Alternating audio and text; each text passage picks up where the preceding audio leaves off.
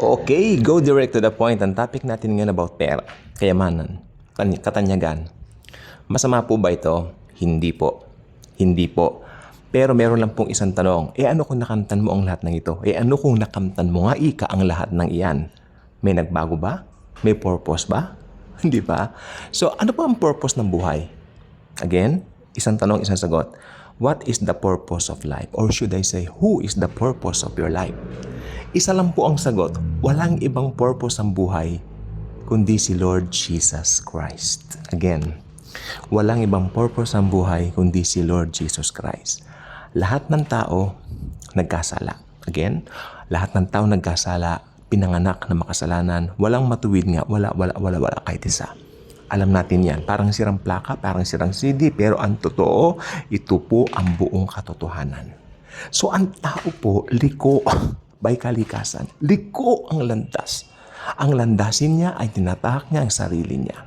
Kagustuhan niya. Hindi po ba? So, ayan po talaga. So, pag may nakikita tayo mga unbelievers na ganun kumikilos, ganun ang gawin, we don't have to judge them dahil ganun talaga ang kanilang sinful nature. Ganun ang kanilang nature, should I say. Yun ang bunga ng sinful nature. Amen? Ng Adamic nature.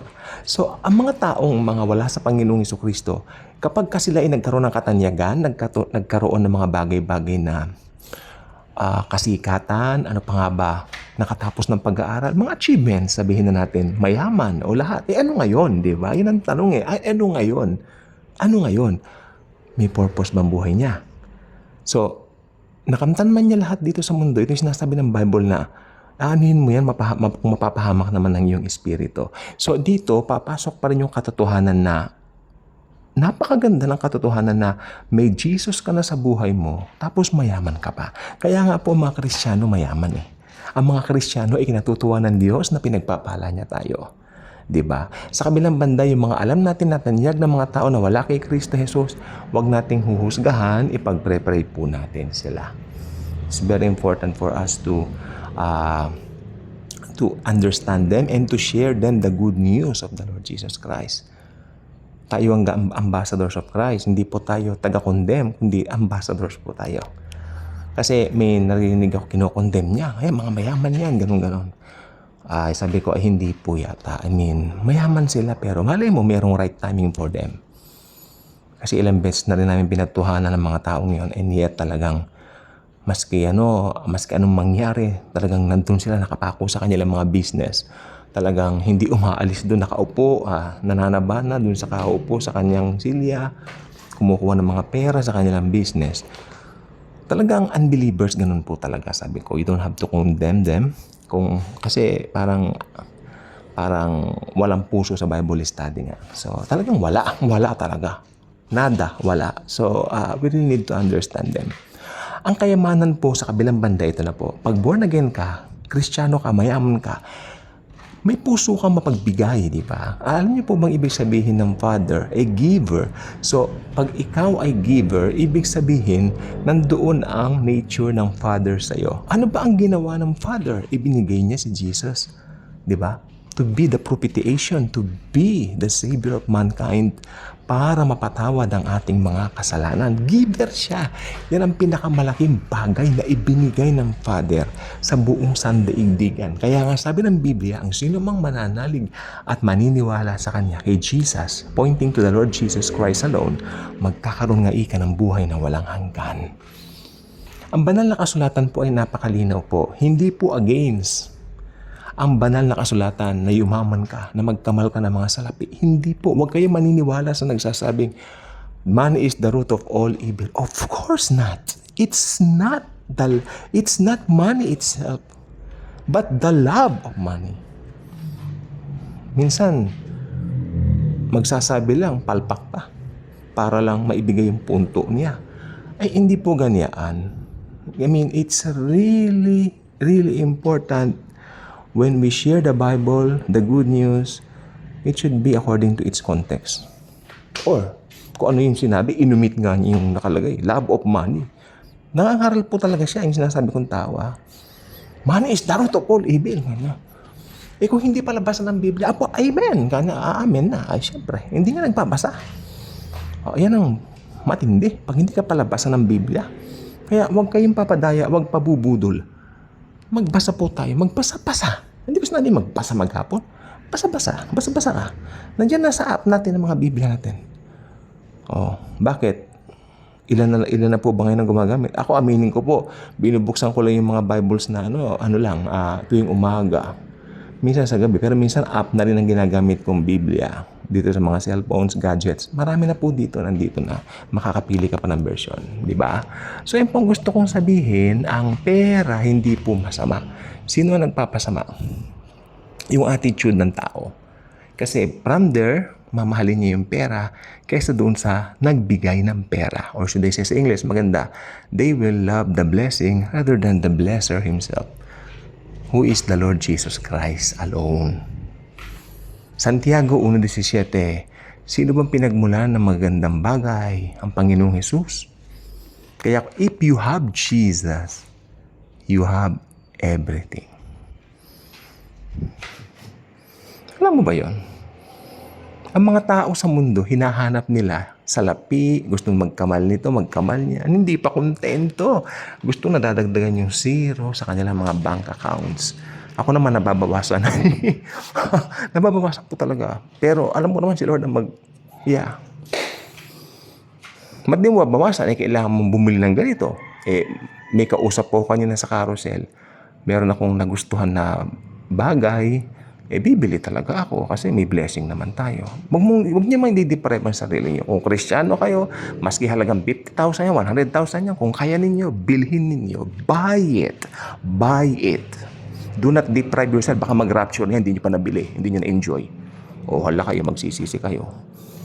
Kung may pera. Pero kung hindi kaya, antay-antay lang, darating yon. Alam niyo po ba meron kaming kasama sa gawain ng Lord? Talagang hindi siya naniniwalang mabibilinin yung gustong-gusto niyang sapatos. Alam niyo yung binigay ng Lord sa kanya, ganun na sapatos din, ang brand, mahal na brand, dalawa pa. Hindi ko na po kwento kung paano nangyari, pero someone blesses him. So do not limit God. Ayun ang maganda pag born again ka. Pag born again ka na, pag Kristiyano ka na, laging si Jesus ang focus mo. And yet, kahit na si Jesus lang talaga ang pinofocus mo, lahat ng blessing dumarating sa iyo na hindi mo inaabangan. Wherein sa kabilang banda yung mga unbeliever, nakapokus sila doon sa mga material na bagay. Yung iba nagkakandahirap-hirap na, nagkakandakuba-kuba na. Wala talaga. Palpak. Diba? Yung iba naman yung mayaman, pero hindi ko mayaman sila, ay totoong blessed sila. Kasi nagkakaroon po nagkakaroon ng pagkakamali sa salitang blessed. Okay, itong gusto kong linawin makinig po tayong mabuti. Pag sinabi mong blessed, hindi nangangahulugan na pera yun. Pagpapala, albihin mo pera agad. No. Ano ba ang tunay na kahulugan ng blessing?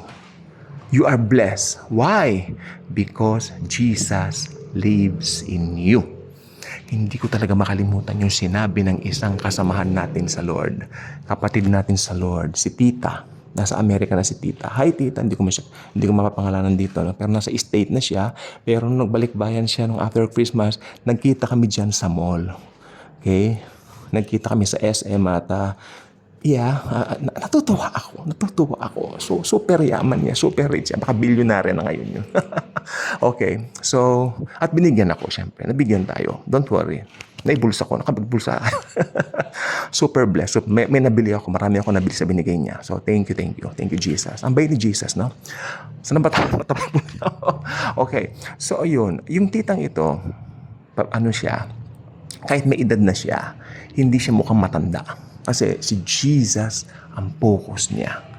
Okay. Naalala ko dati kasama namin sa Singapore, talagang mahilig maglibre. Punta kami ng Taiwan, pumunta kami ng Malaysia. Mahilig siya maglibre talaga. Talagang noong pa man, no? Napakabuti ng puso. Alam niyo, sabi niya, isa lang po ang paniniwala ko, sabi niya. May ibang tao, sinasabi sa akin, sabi niya, "Uy, ang yaman mo kasi, mayaman ka kasi, kaya ganun." Sabi ko, no, hindi yun ang dahilan. Sabi niya, ang dahilan isa lang. Si Jesus. Kaya doon niya sinabi yung nag-strike talaga sa akin. Sabi niya, and if you have Jesus, you have everything. Gets niyo? Nag-strike yan sa akin. Maring sa inyo, common lang yan. Pero sa akin, nag-strike po yan. Alam niyo, nung kami nagkaroon ng Bible study that night, I was very tired. I was very tired dahil ang dami namin Bible studies nung umagang yon, maghapon yon. Naglilibot kami dito kung saan-saan, mga syudad-syudad, pinupunta namin. Mga iba't ibang mga institution, pinupunta namin. Pero nung gabi yun, kahit napagod ako, nung narinig ko yun, I have Jesus, I have everything. Oo nga, no? Alam nyo, pagtuunan nyo ng pansin niyang narinig nyo ito, when you have Jesus Christ, you truly have everything. Amunin nyo pang sarili nyo. Ito yan. When you have Jesus, you have everything. Okay? Ito ngayon ang siste. Pag pilosopo, magsasabi, I have Jesus, pero parang ang aking pera, kumukonti imbis na then you have the wrong impression. Nawala sa'yo ang katagang pag-aantay. O sa English, nawala sa'yo yung term na wait. Wait, di ba? Wait! Nakalimutan mo yung wait. Oo. Pag sinabi na Jesus na wait, just do it, then just wait. You will be surprised at the result. You will be amazed. You can do nothing than to kneel and cry and say, thank you, Jesus. Iba nga, naglulupasay pa eh. Ba't ka pa maglulupasay? Mas maglulupasay ka, wala. Pinag-bless ka na, pasalamatan mo lang si Jesus. Hindi kailangan ni Jesus paglulupasay mo dyan, pag-iinarte mo dyan. Hindi kailangan yan. Ang kailangan ni Jesus, thank you, Jesus.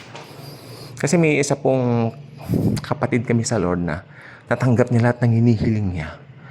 Grabe siya. Sa Bible study, yung kalakas ng boses niya, talagang nagluluhod doon sa sahig ng bahay kubo na umuuga na nga. Hello? Oo. Di ba? Ang taba pa naman niya. Oo. Ako. Masisira yata yung kubo ni sister nga namin. Tawa kami ng tawa. Hindi, pasensya na kayo. I'm just overwhelmed. We understand that. Pero, simple thank you. Lord, thank you. It's about Him. Remember, it's about Him. Pag mahilig kang maglupasay, parang parang indication niya na gusto mong bayaran yung ginawa niya, yung binigay sa'yo. Don't do that. Don't do that. Nasa grace tayo. Okay? So, ayun lang po siguro mababahagi ko.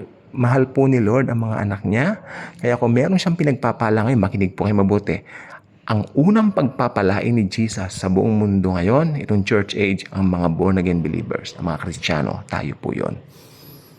Pinagpapala rin niya ang mga hindi mananampalataya, pero super duper pagpapala ang tatamuhin ng mga mananampalataya niya. God bless, and Jesus truly loves us all.